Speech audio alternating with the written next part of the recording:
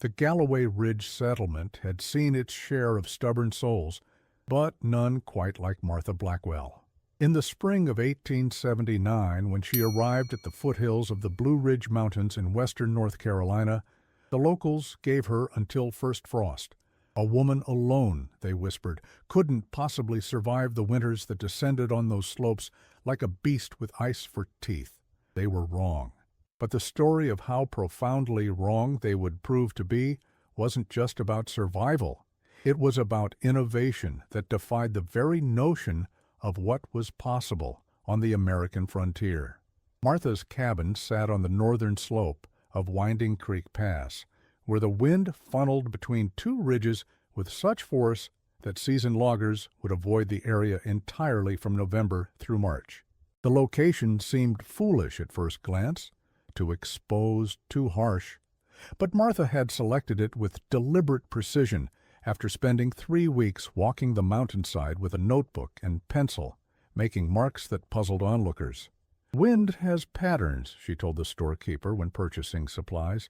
"You just need to learn to read them." The storekeeper, Jacob Miller, merely nodded politely, later telling his wife that the new arrival wouldn't make it past Thanksgiving. Welcome to this remarkable frontier chronicle where forgotten wisdom and unexpected innovation collide with tradition in ways that would forever change the course of local history. Before we begin, tell us in the comments where you're listening from and the exact time of day or night you found this story. It's always fascinating to see how far these frontier tales travel and when they reach you. What confused the local population most wasn't Martha's gender, though that raised eyebrows enough, but rather her methods. While other homesteaders rushed to erect their cabins before winter, Martha spent nearly 6 weeks living in a canvas tent, observing. She measured wind speeds using homemade devices consisting of cloth strips and carefully balanced metal plates. She studied how snow accumulated against rocks and trees, noting which shapes and angles created the least drift. She collected soil samples in glass jars, testing their drainage by pouring water through them and timing how long it took to seep through. All this while the suitable building weather of late spring was passing. The tent itself was a source of curiosity. Unlike the standard A-frame designs favored by hunters and travelers, Martha's tent featured a low aerodynamic profile that she adjusted daily based on wind conditions. Local woodsmen would stop along the trail to watch as she repositioned guide ropes and support poles, sometimes altering the entire structure's angle by mere inches. "She treats that tent like it's some kind of scientific instrument," remarked Thomas Fletcher, a trapper who passed her camp twice weekly. In his journal, preserved now in the Regional Heritage Museum, Fletcher noted, "The woman seems to be conducting some kind of experiment with the mountain itself as her laboratory." Martha's background remained largely a mystery to the settlement. When asked directly where she had come from, she would simply reply, "Philadelphia," offering no elaboration. Documents later uncovered in the Pennsylvania Academy of Sciences archives reveal that a Martha Blackwell had indeed been associated with the institution from 1873 to 1878, listed as an unofficial research assistant to Professor Elias Thornton, whose work focused on thermodynamics and material properties. No official position was possible for a woman at that time, but Thornton's personal correspondence, discovered in 1962, makes numerous references to Miss Blackwell's invaluable contributions and remarkable intuitive understanding of heat transfer principles. What drove Martha from the academic environment of Philadelphia to the wilderness of the Blue Ridge remains a subject of historical debate.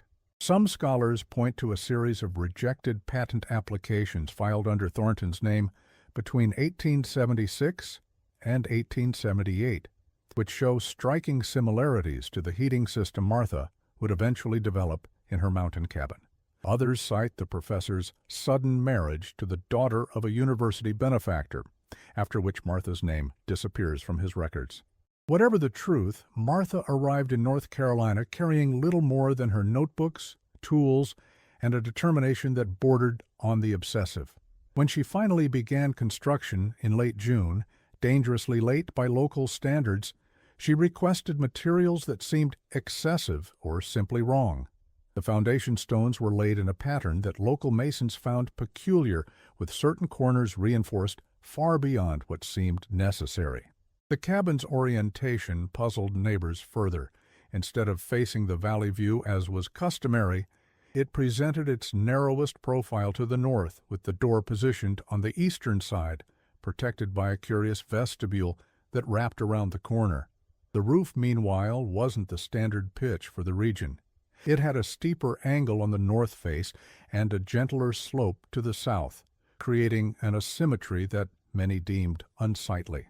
"That roof won't hold the snow," predicted Samuel Harmon, whose family had lived in the mountains for 3 generations. "First heavy fall, it'll collapse right on her head." Others nodded in agreement, but Martha continued her work with methodical precision, consulting pages of calculations and diagrams she'd brought with her from Philadelphia. The floor of the cabin represented another departure from local building practices. Instead of the customary wide planks laid directly over floor joists, Martha insisted on a complex layering system. First came a foundation of flat stones arranged in what appeared to be a deliberately irregular pattern. Upon these she laid a grid of split logs, creating a network of small channels.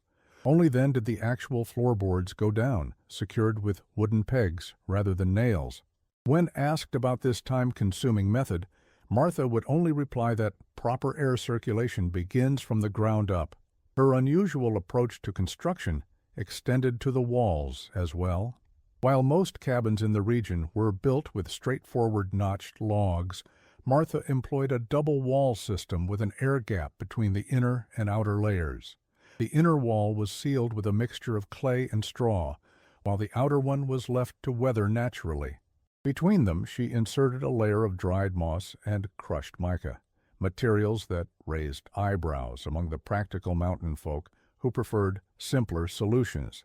Martha's windows were perhaps the most visibly distinctive feature of her design. Rather than the small square openings typical of frontier cabins, she created narrow vertical slits on the southern wall, their interior edges beveled at precise angles. On the northern side, where the brutal winter winds would strike most directly, she installed no windows at all, merely 2 small ventilation ports that could be sealed tight with wooden plugs. Each window was fitted with shutters that closed not from the outside, as was customary, but from within, using a system of wooden levers and counterweights that allowed for fine adjustments. The timber itself was selected with extraordinary care. Martha rejected dozens of logs that the local lumbermen considered perfectly adequate, insisting on examining each one for grain pattern, density, and even the direction of growth. She required the wood to be dried according to her specifications, a process that added weeks to the construction timeline and involved building temporary shelters over the lumber piles that could be adjusted to control airflow and sun exposure. Treated properly, wood remains a living material, she explained to the increasingly frustrated work crew. It continues to breathe and respond to its environment. By August, when most of the settlement's attention had turned to the harvest, Martha's focus shifted to the heart of her design, the heating system. The components she had ordered from Pittsburgh arrived in 3 separate shipments, each causing a stir of curiosity. Iron pipes of various diameters, sheet metal cut to peculiar specifications, and bags of a granular material, later identified as a mixture of sand, clay, and iron filings. Most puzzling was a collection of glass tubes and small metal instruments that even Jacob Miller, who prided himself on his knowledge of tools, could not identify. Most peculiar of all was the stove. Rather than the conventional iron models available at Miller's General Store, Martha had specially ordered components shipped from Pittsburgh. These arrived in August, causing quite a stir as they were hauled up the mountain road. The stove she assembled wasn't merely oversized, it incorporated a complex system of metal pipes that ran beneath the wooden floor and up through the walls of the cabin. When questioned about this strange arrangement, Martha would only say, "Heat moves in predictable ways, if you care to study them." The assembly of this heating system consumed Martha's attention throughout the late summer. She worked from dawn until dusk, often by lantern light, well into the evening hours. The settlement's blacksmith, Ezra Johnson, was called upon to fabricate custom fittings according to her exacting specifications, a task he later described in his business ledger as the most particular work I've ever been asked to produce, though for what purpose I cannot say. Johnson's ledger, preserved in the County Historical Archives, records over 20 separate entries for special fittings for Monsieur Blackwell between August 15th and September 24th, 1879. The stove itself was positioned not in the center of the main room, as was traditional, but against the north wall, its chimney running up through the steepest part of the roof. Around it, Martha constructed a semicircular wall of stones collected from the stream bed below her property. These weren't mortared in place, but stacked in an overlapping pattern that left small gaps between them. Behind this stone wall ran more of the mysterious piping connected to the main stove by brass fittings that Martha polished to a high shine before installation. By September, as other homesteaders were making last-minute repairs and stacking their winter wood, Martha's cabin appeared complete from the outside. Yet she continued working, installing unusual shutters that closed from the inside with a system of levers, and covering her roof with a second layer of wooden shingles, offset from the first to create small air pockets. The cost in both materials and labor seemed wasteful to observers who had learned to survive with the bare minimum. The interior walls received equally methodical attention. Martha applied a plaster mixture of her own devising, incorporating not only the traditional lime and sand, but also finely ground mica, giving the walls a subtle, reflective quality. In the corners, she installed small metal vents connected to the pipe system, their openings controlled by rotating covers that allowed for precise adjustment. The fireplace was modified with angled iron plates that Martha claimed would redirect heat more efficiently into the living space rather than losing it up the chimney. Her attention to detail extended to the furnishings as well. Rather than acquiring the basic tables and chairs available at Miller's store, Martha crafted her own from local hardwoods, each piece designed to serve multiple functions. The dining table featured a hinged section that could be raised to create a drafting surface. The bed frame incorporated storage drawers lined with tin to protect contents from moisture. Even the stone hearth was unusual, extending farther into the room than was customary and incorporating small depressions that Martha explained would hold water to maintain humidity during the dry winter months. Word of Martha's unusual construction methods spread beyond the immediate settlement. In late September, a representative from the Asheville Building Society made the journey to Winding Creek Pass specifically to observe her techniques. His report, filed in the Society's quarterly bulletin, describes the cabin as a curious amalgamation of traditional frontier construction and scientific principles heretofore unseen in domestic architecture. The report concludes with a dismissive note that such methods were impractical for general adoption due to their complexity and cost, a judgment that would prove short-sighted in the extreme. The first snow came early that year, mid-October, catching many by surprise. It wasn't deep, but served as a warning of what was to come. Martha used this time to make trips to the general store, purchasing supplies in quantities that raised eyebrows. Enough salt pork and beans to last 2 winters, Miller noted in his ledger. She also bought unusual items, rolls of heavy oilcloth, beeswax by the pound, and every spool of copper wire the store had in stock. When asked why she needed so much, she simply replied, "Better to have and not need than need and not have." The provision cellar Martha had dug beneath her cabin was another departure from local practice. While root cellars were common enough, hers extended deeper than most, nearly 8 feet down, and featured a series of shelves arranged in concentric circles around a central post. The walls were lined with fitted stones rather than the usual packed earth, and the floor incorporated a small drainage channel leading to a gravel pit. Most curiously, she installed a series of thin pipes running from the cellar up into the main cabin their purpose unclear until the first hard freeze. November brought the first serious storm of the season. For 3 days, snow fell so heavily that the world beyond one's window seemed to vanish into whiteness. When it finally cleared, neighbors checked on one another as was the custom. Samuel Harmon and his brother trudged through thigh-deep drifts to Martha's cabin, expecting to find her in distress. Instead, they found smoke rising steadily from her chimney, and Martha herself outside, using a long-handled tool of her own design to clear snow from her roof in a particular pattern. "We came to see if you needed help," Samuel explained, somewhat deflated. "That's neighborly of you," Martha replied, continuing her work. "But as you can see, I'm managing just fine." What the Harmon brothers couldn't see, what none of the settlers yet understood, was that Martha's cabin represented an entirely different approach to mountain survival. The true test would come with the arrival of December and what would later be recorded as the winter of the long darkness. The clearing of snow from her roof followed the same methodical pattern as every other aspect of Martha's approach. Rather than removing all accumulation as other settlers did, she preserved a specific layer on the southern exposure while keeping the northern side completely clear. The snow removal tool she had fashioned featured not just a blade for pushing snow, but also a tamping end used to compact the remaining layer to a uniform thickness. Samuel Harmon observed this process with undisguised skepticism, but would later adopt the technique himself after witnessing its effectiveness. As November progressed, the temperature dropped steadily. The nearby creek began to freeze, first along its edges, then in solid sheets that grew thicker by the day.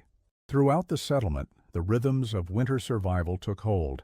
Wood piles diminished, stored vegetables were carefully rationed, and social visits became less frequent as travel grew more difficult. Most cabins maintained a constant fire, burning through precious cordwood at an alarming rate. Heat loss through poorly sealed doors, windows, and roofs was accepted as inevitable, an inconvenience to be endured, rather than a problem to be solved. At Martha's cabin, however, a different approach was evident. Jacob Miller, making his rounds to deliver mail and essential supplies, noted with curiosity that her woodpile diminished at a much slower rate than others in the settlement. "She burns maybe 1/3 what the Johnson family uses," he wrote in a letter to his brother in Asheville, "yet when you step inside her door, the warmth hits you like opening a cook stove." This observation, initially dismissed as exaggeration, would soon be confirmed by others. The first sign that something extraordinary was happening at Martha's cabin came during the great freeze of early December. Temperatures plummeted to 20 below zero, a cold so fierce it split trees and froze streams solid to their beds.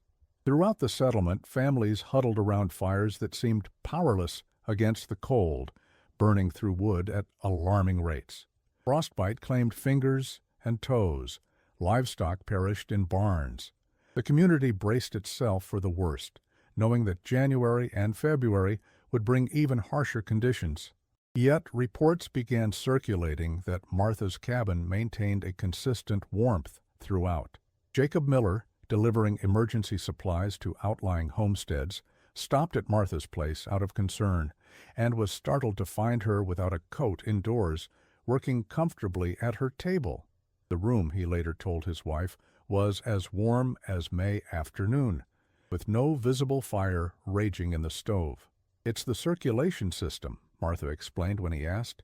"The heat travels through the pipes beneath the floor and through the walls before exiting the chimney. No heat is wasted." Miller examined the stove with skepticism.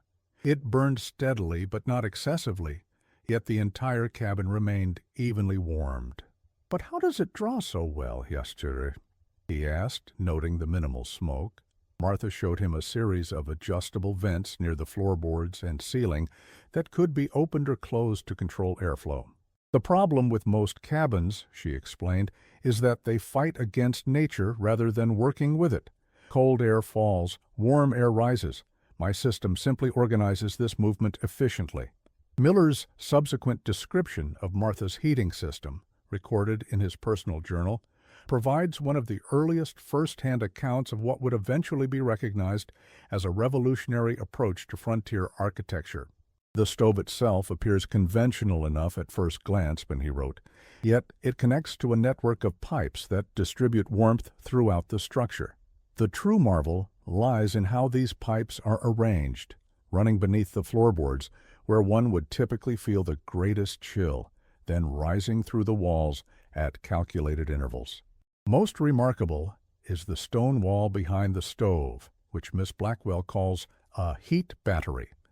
She explained that the stones absorb warmth during active burning periods, then release it gradually throughout the night, long after the fire has died down. I placed my hand upon these stones some 2 hours after she had allowed the fire to diminish, and found them still pleasantly warm to the touch. Miller's account continues with observations about the overall effect. One notices immediately the absence of the usual temperature variations found in our mountain homes. Those uncomfortable zones where one might be too hot near the fire, yet chilled to the bone only a few feet away. In Miss Blackwell's cabin, the warmth is distributed with remarkable evenness, from floor to ceiling and in every corner. Most curious of all, she achieves this consistent comfort while burning perhaps 1/3 the wood that my own home requires. News of Martha's warm cabin spread throughout the settlement, though many dismissed Miller's account as exaggeration. The true believer, however, was elderly Widow Jenkins, whose arthritis had become nearly unbearable in the cold. In mid-December, when her own cabin became so cold that water froze in the drinking bucket overnight, she appeared at Martha's door, half-frozen and desperate. Without hesitation, Martha took her in. For 3 weeks, Widow Jenkins lived in what she later described as miraculous comfort, watching as Martha adjusted her vents and dampers with scientific precision, maintaining perfect temperature despite the raging blizzard outside. Widow Jenkins recovered enough strength in the warmth to return home, carrying with her stories of Martha's impossible stove and the cabin that defied winter itself. The widow's stay provided the first extended observation of Martha's daily routines by an outsider. In a journal kept during her convalescence, now preserved in the County Historical Society, Jenkins documented the methodical way Martha maintained her revolutionary system. Each morning before dawn, she wrote, Miss Blackwell consults small measuring devices placed at various points throughout the cabin, recording the temperature at each location in a leather-bound notebook. She then makes minute adjustments to the various dampers and vents, a process she repeats at noon and again at dusk. Jenkins noted with particular interest the minimal attention the fire itself seemed to require. Unlike our own stoves, which demand constant feeding to maintain warmth, Miss Blackwell's fire burns at a steady, controlled rate. She adds wood on a strict schedule rather than in response to falling temperatures, explaining that consistency produces efficiency. Most afternoons, the fire is allowed to burn down to coals while the cabin remains comfortable, heated by the stored warmth in her ingenious stone wall and pipe system. The widow's account also contains the first description of Martha's water management system, another innovation that set her cabin apart from others in the settlement. Most remarkable is her approach to the common problem of winter water supply, Jenkins wrote. Rather than melting snow in pots atop the stove, as is our custom, a process that introduces unwelcome humidity and consumes cooking space, she has devised a copper reservoir positioned near the heat battery. Snow placed in this vessel melts gradually throughout the day, producing a steady supply of water without overheating the living space or creating excessive steam. As word of Martha's innovation spread, reactions within the settlement divided along predictable lines. Younger residents and those who had arrived more recently showed curiosity and interest. The established families, however, tended toward skepticism or outright dismissal. My grandfather built cabins in these mountains when the Cherokee still claimed them, Samuel Harmon reportedly declared at a community gathering in late December. If there were a better way to survive winter, he'd have found it. This woman and her contraptions won't last 5 years. January brought new challenges as food supplies throughout the settlement began to dwindle. Game had vanished from the mountains, driven to lower elevations by the extraordinary cold. Families began rationing flour and beans, calculating how long they could survive until spring thaw. A delegation led by Samuel Harmon visited each homestead to assess needs and organize sharing of dwindling resources. When they reached Martha's cabin expecting to find a single woman's modest supplies nearly exhausted, they were astonished. Her root cellar, dug deeper than customary and lined with straw and oilcloth, contained vegetables still crisp and unspoiled. Glass jars of preserved fruits and meats lined shelves along one wall. Most surprising were the fresh greens growing in boxes near the windows, nourished by a carefully calibrated mixture of wood ash, composted material, and melted snow. "You've enough here to feed 3 families through till May," Samuel observed, his previous skepticism giving way to grudging respect. "I planned for 6 months of complete isolation," Martha replied. "It's simple mathematics. Calculate your daily needs, multiply by 180 days, then add 50% for uncertainty." She paused, then added, "I'm prepared to share what I can spare." In the ledger kept by the town council, it was noted that Martha contributed 17 pounds of preserved vegetables and 28 pounds of salted venison to the community reserves during the January redistribution, more than any other single household. The preservation methods employed in Martha's root cellar represented yet another departure from frontier convention. Each vegetable was stored according to its particular requirements rather than using the one-size-fits-all approach common in the settlement. Potatoes rested in sand-filled boxes that maintained optimal moisture levels. Cabbages hung from ceiling hooks, their outer leaves left intact as natural protection. Carrots stood upright in containers of damp sawdust. A collection of winter squash was arranged on shelves lined with straw, each fruit positioned so it didn't touch its neighbors.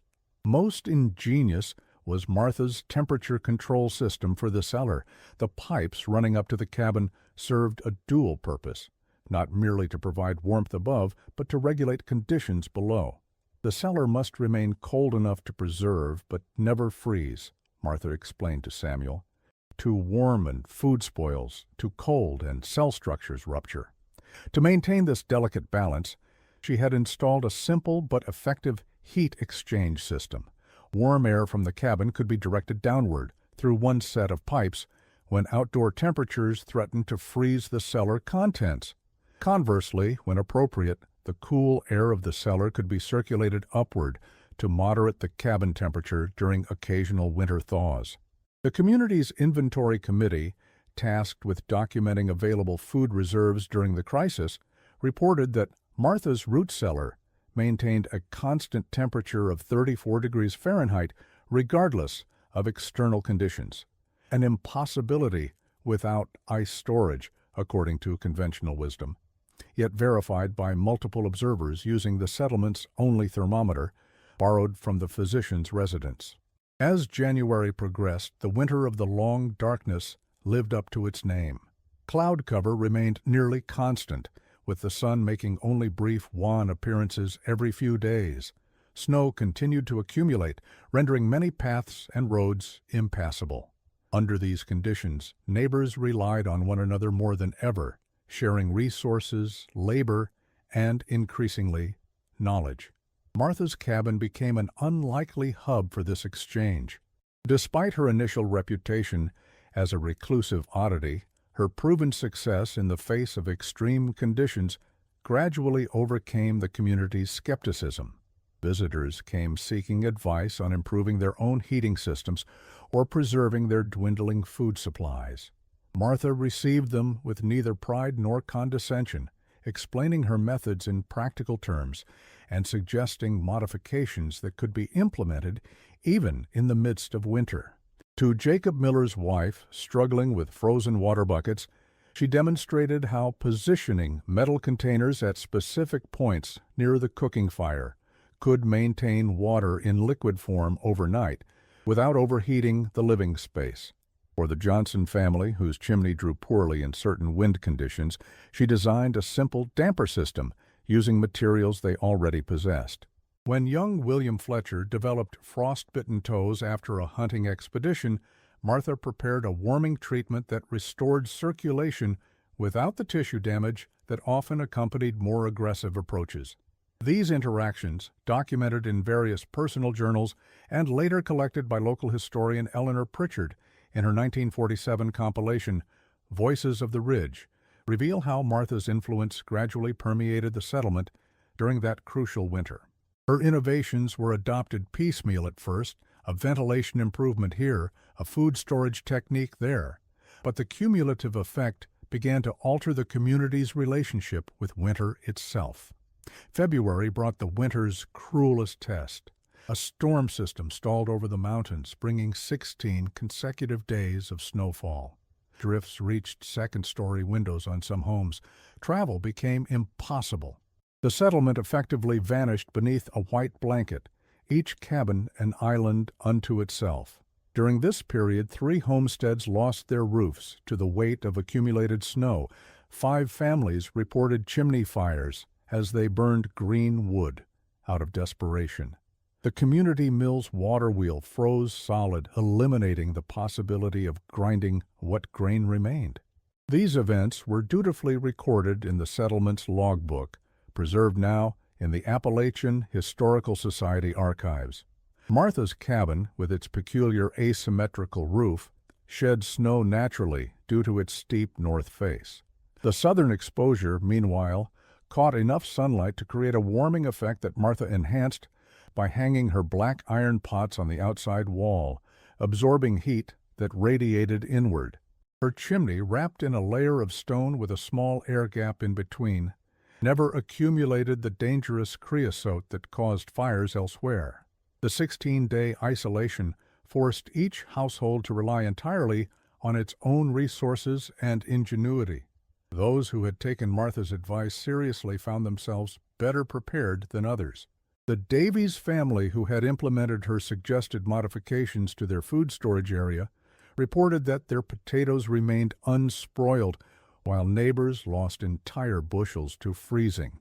The Cooper homestead, which had adopted a simplified version of Martha's heat circulation system in January, maintained livable temperatures throughout the crisis while burning only half their normal quantity of firewood. For those who had dismissed Martha's innovations, however, the extended storm brought harsh lessons.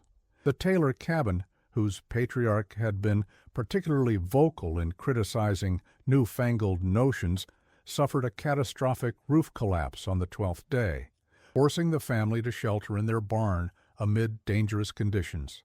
The incident was recorded in the settlement's emergency ledger with the terse note, "Taylor roof failure complete. Family relocated to barn. J. Taylor with broken arm.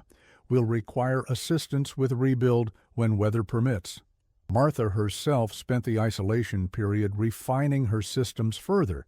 The extra time indoors allowed her to implement improvements she had previously only theorized.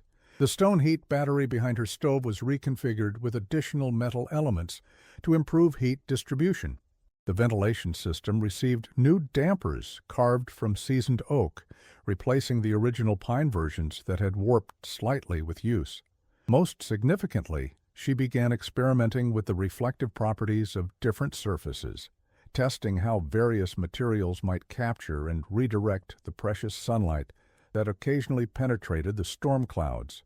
Most remarkably, when the snow finally ceased on February 17th, Martha emerged not with exhaustion, but with new innovations. During the long isolation, she had perfected a system of reflectors made from polished tin that, when positioned correctly, amplified the meager winter sunlight to provide both illumination and additional heat during daylight hours. 16 days without seeing another soul would drive most to desperation, Jacob Miller later commented in his personal journal, yet she spent it inventing new ways to harness the sun. There's something not quite natural about such a mind. These reflectors represented a quantum leap in Martha's approach to winter survival. Constructed from flattened tin cans polished to a mirror finish and mounted on adjustable wooden frames, they could be positioned to catch even the weakest winter sunlight and direct it precisely where needed, onto the stone heat battery for additional warming toward growing plants to supplement their light, or simply into darker corners of the cabin to reduce the need for candles and lamp oil. The reflector system attracted immediate attention when neighbors finally managed to visit after the storm cleared.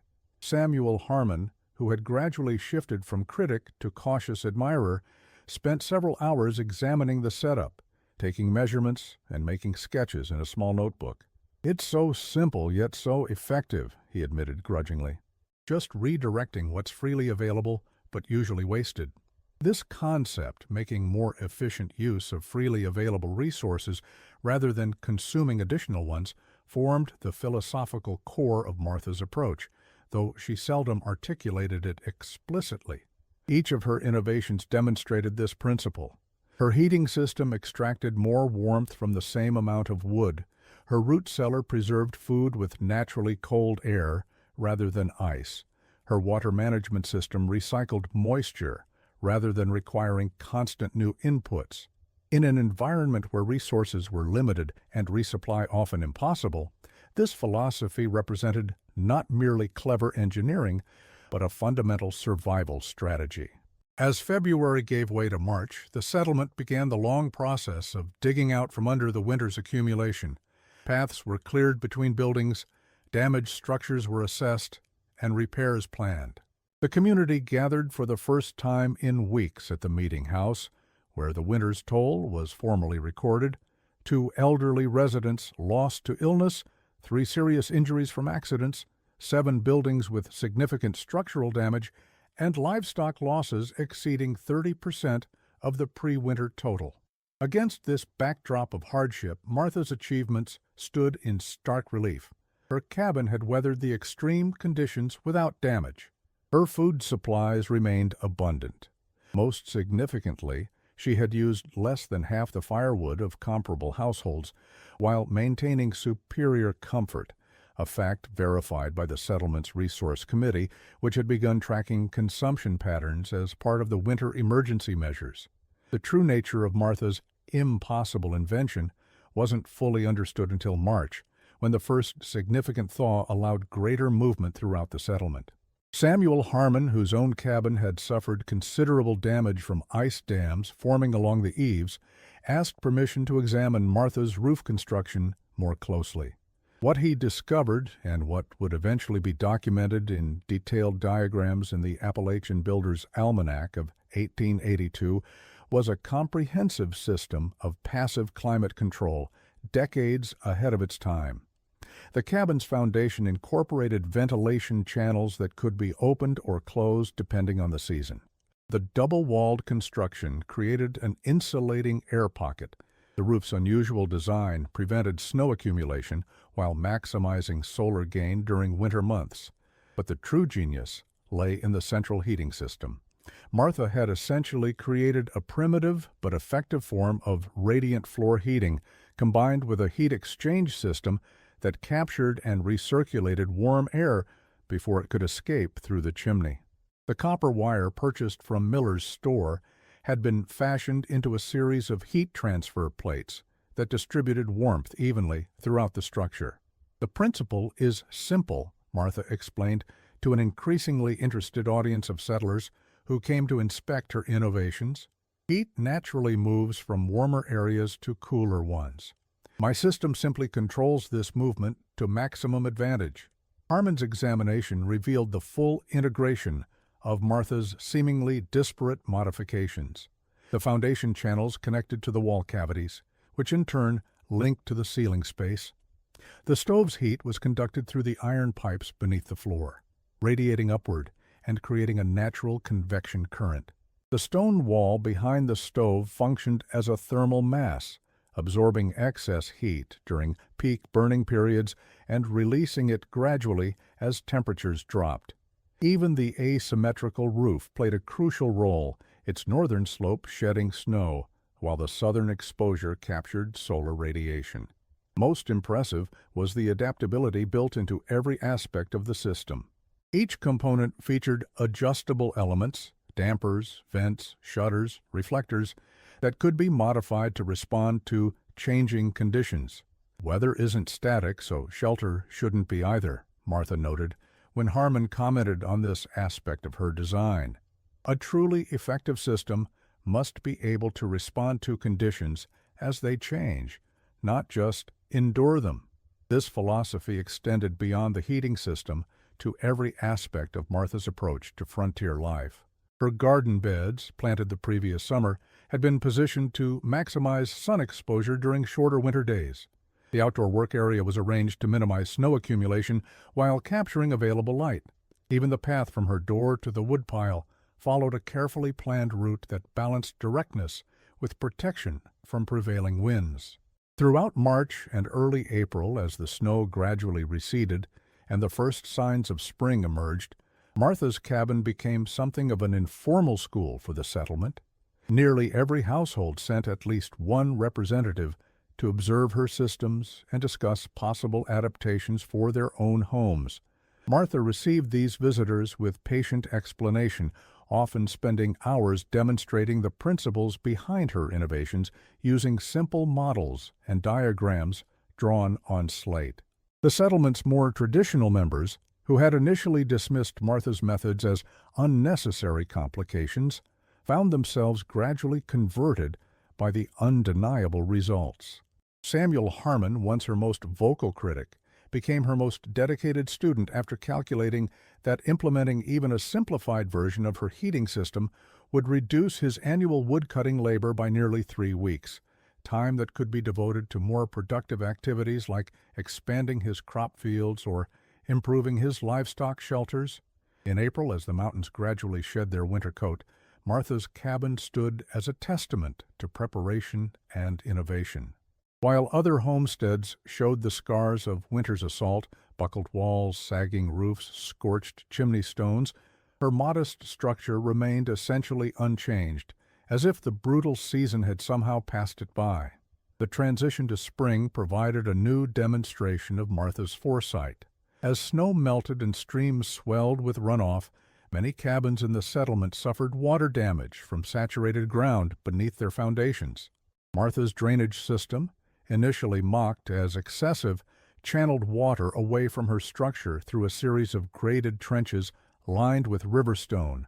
While neighbors bailed water from flooded root cellars, her underground storage remained dry, its contents intact. This pattern of vindication continued throughout the spring.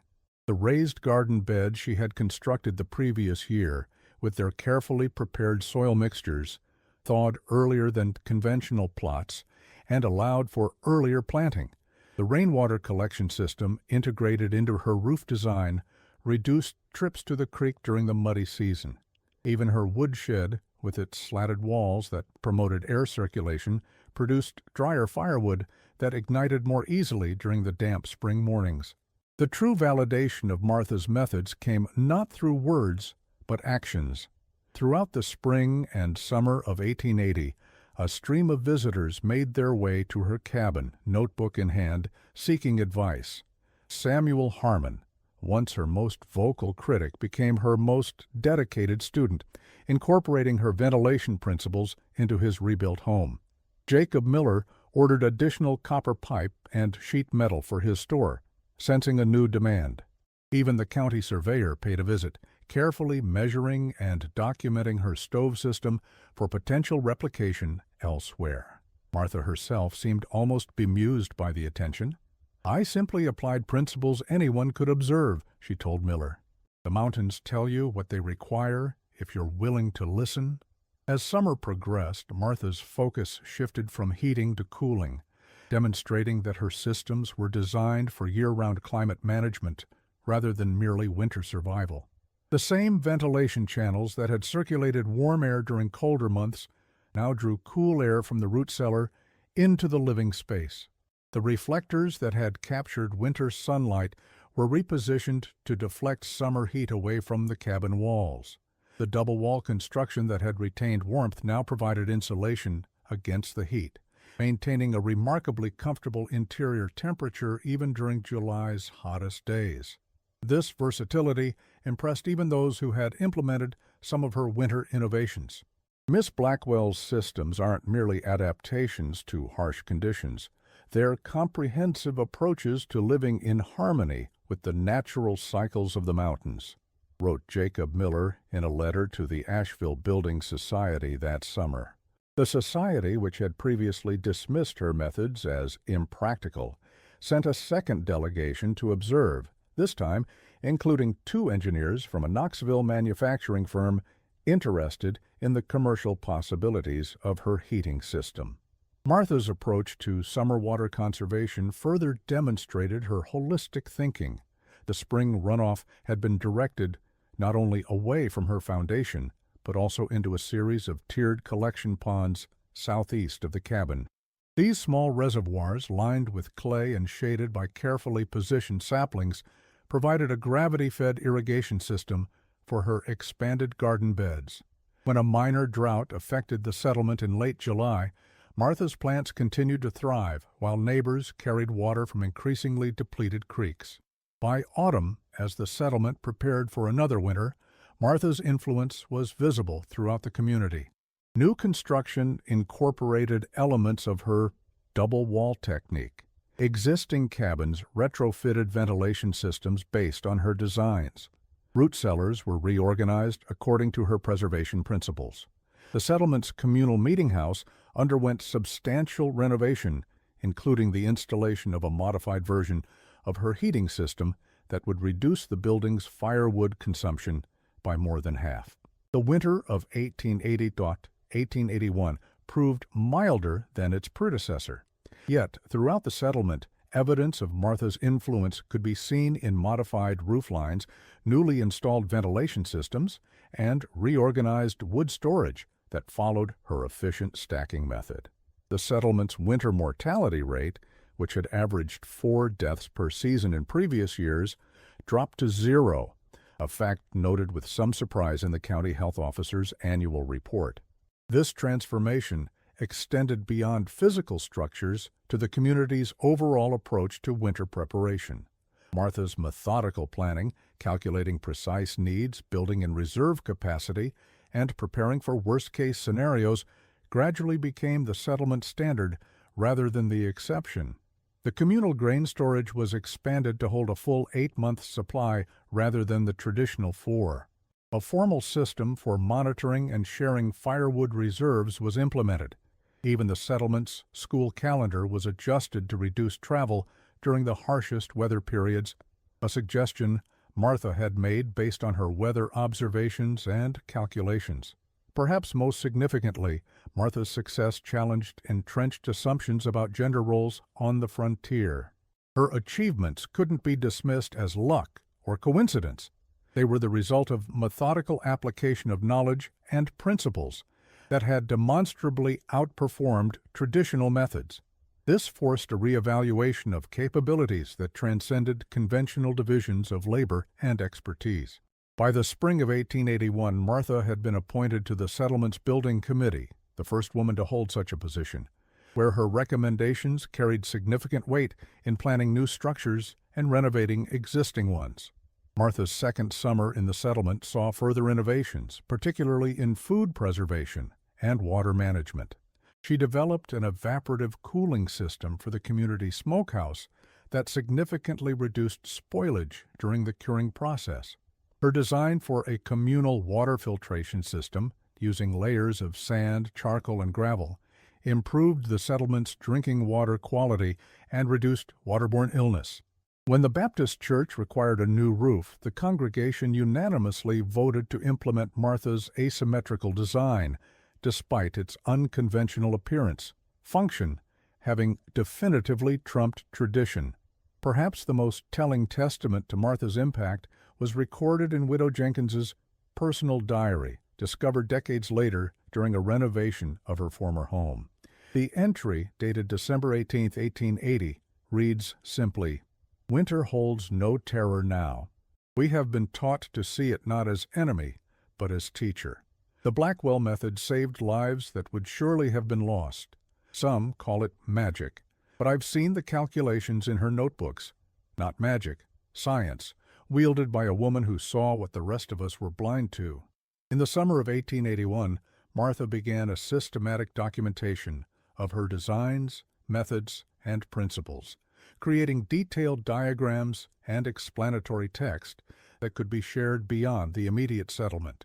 This work, initially recorded in personal notebooks but later organized into a comprehensive manuscript, represented one of the earliest systematic approaches to sustainable frontier architecture in American history. The original document, portions of which survive in the Appalachian Archives, included not only technical specifications but also the underlying scientific principles and natural observations that informed her designs. This documentation effort coincided with growing recognition of her achievements throughout the region. In August 1881, the Asheville Scientific Society invited Martha to present her heating system design at their annual meeting, an unprecedented honor for someone without formal credentials, particularly a woman. Her presentation, described in the Society's minutes as remarkable for its clarity and practical application of thermodynamic principles, attracted attention from builders and engineers from as far away as Charlotte and Knoxville. The fall of 1881 brought another innovation. Martha began conducting formal workshops at her cabin, teaching small groups the principles behind her designs. These sessions, initially attended primarily by neighboring settlers, gradually attracted participants from surrounding communities and even distant towns. Detailed notes from these workshops, preserved by several attendees, reveal that Martha emphasized understanding natural processes rather than simply copying her specific implementations.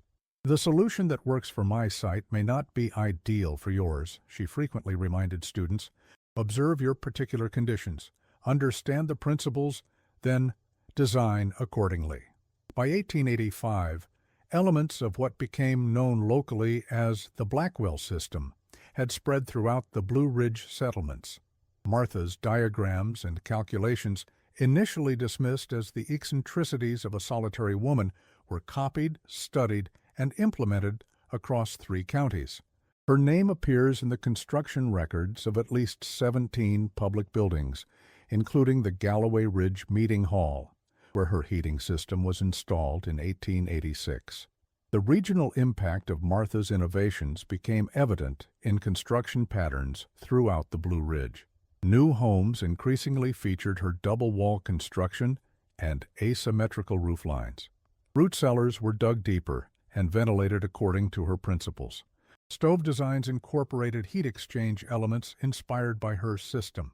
A visiting journalist from the Baltimore Sun, touring the region in 1888, commented on the distinctive architecture that had emerged, noting that the mountain communities have developed building methods uniquely suited to their harsh environment, demonstrating an ingenuity born of necessity, but refined through scientific application. Martha's influence extended beyond building design to broader aspects of mountain life. Her systematic approach to resource management, calculating precise needs, building adequate reserves, and maximizing efficiency, became the standard throughout the region. Agricultural practices shifted to incorporate her techniques for soil preservation and water conservation. Even the traditional mountain almanacs began including sections on scientific homesteading that clearly derived from her methods, though often without attribution.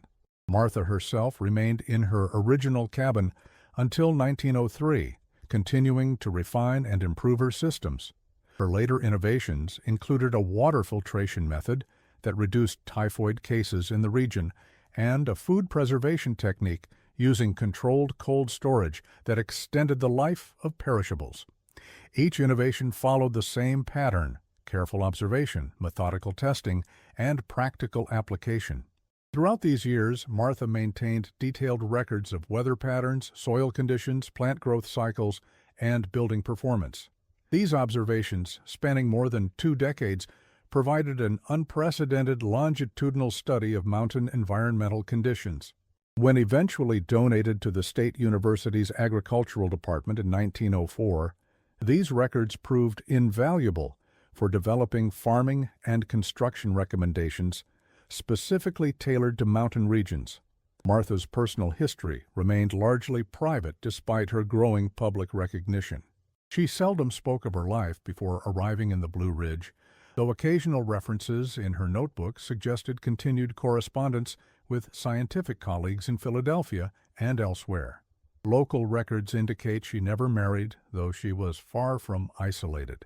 Her cabin served as an informal community center, particularly during winter months, when its superior heating and lighting made it an ideal gathering place for social events and educational activities. In 1897, at the age of 63, Martha received formal recognition from the North Carolina Academy of Sciences, which awarded her an honorary membership in acknowledgement of her significant contributions to applied thermodynamics and sustainable architecture. The certificate, one of her few personal possessions preserved in the County Historical Museum, bears the signatures of prominent scientists and educators who had come to respect her achievements, despite her lack of formal training or institutional affiliation. Martha's final years were characterized by an increasing focus on documenting and teaching her methods to ensure their preservation beyond her lifetime. She conducted regular workshops for younger members of the community with particular attention to practical applications that could be implemented with locally available materials and basic tools. Several of her students went on to become builders themselves, incorporating her principles into structures throughout the southern Appalachians. When Martha passed away in the spring of 1907, her funeral was attended by over 200 people from throughout the region. The eulogy, delivered by an elderly Samuel Harmon, made no mention of her being a woman alone in the wilderness. Instead, he spoke of her as a pioneer of the mind as much as the land, who taught us that true survival comes not from battling nature, but from understanding it deeply enough to work in harmony with its laws. Martha's original notebooks, containing detailed observations, calculations, and diagrams, were preserved and eventually donated to the Smithsonian Institution in 1954, where they remain today, studied by historians of American innovation and sustainability. The cabin itself was maintained as a historical site until a forest fire claimed it in 1962. Archaeological excavations in 1967 confirmed the sophisticated construction of her heating system's foundation, which had remained intact despite the fire. The excavation, led by Dr. Eleanor Pritchard of the University of North Carolina, uncovered the complete layout of Martha's heating system in remarkable detail. The network of channels beneath the floor, the strategic placement of thermal mass elements, and the integrated ventilation system were all preserved in the foundation stones and remaining metal components. Carbon dating of materials confirmed the system's construction in 1879, validating its status as one of the earliest documented examples of integrated passive solar design and radiant heating in American vernacular architecture. Dr. Pritchard's findings, published in the Journal of Architectural History in 1969, sparked renewed interest in Martha's innovations among a new generation of architects and environmental designers. The energy crisis of the 1970s further heightened attention to her resource-efficient approaches. Several experimental homes built during this period explicitly referenced Blackwell principles in their design documentation, applying her concepts of thermal mass, natural ventilation, and solar orientation to contemporary construction methods.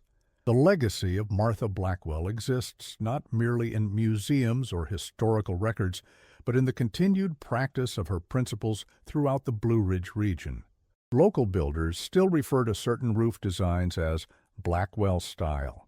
The annual Homesteaders Fair in Galloway Ridge features a competition for efficient stove design that bears her name, and in the County Historical Society, her portrait, the only one ever taken, showing an elderly woman with clear eyes and a determined expression, bears the simple caption, "She came to survive.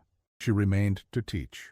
Contemporary analysis of Martha's innovations reveals their remarkable alignment with modern sustainability concepts.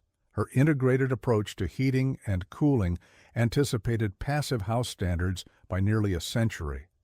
Her water management systems embodied principles now central to permaculture design.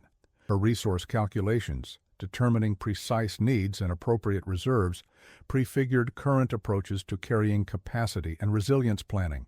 Perhaps most significantly, her holistic view of built environments as dynamic systems in constant interaction with natural forces represents a perspective increasingly valued in an era of climate change and resource constraints. In educational programs throughout the Appalachian region, Martha's story serves as a powerful example of innovation, arising from necessity but guided by careful observation and systematic thinking. Engineering students at regional universities regularly analyze her heating system designs as case studies in appropriate technology. Sustainable agriculture programs reference her integrated water management approach.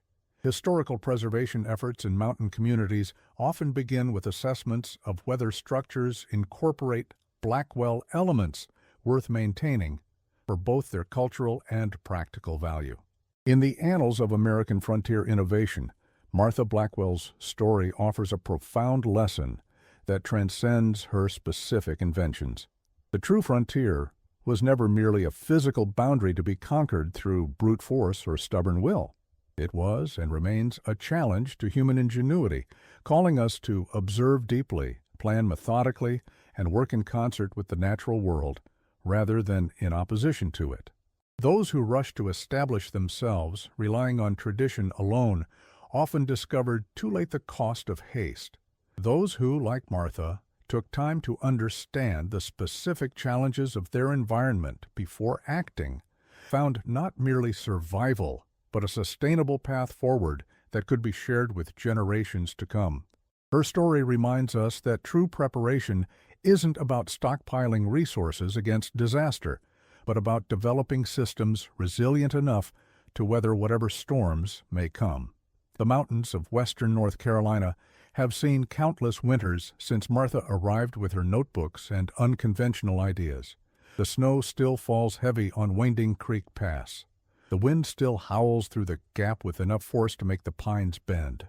But the homes that stand there now, built with knowledge passed down through generations, face these elements not with fear, but with respect, embodying Martha's understanding that nature, properly observed and honored, offers solutions alongside its challenges.